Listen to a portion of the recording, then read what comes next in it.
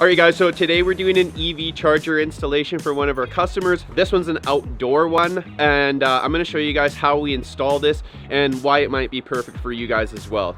So we got the guys here installing the wiring on the wall, and we're gonna mount this charger on the side of the wall. Our client pulls their car into the driveway all the time.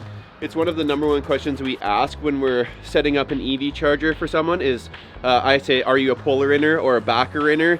And then we just put the charger based on best location for that.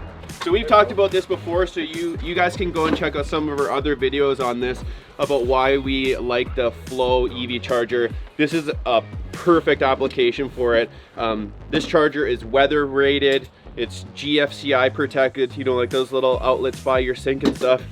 So it can't shock you when it gets wet, and it's perfect for an outdoor location like this. So this is honestly #1 reason why we use this charger.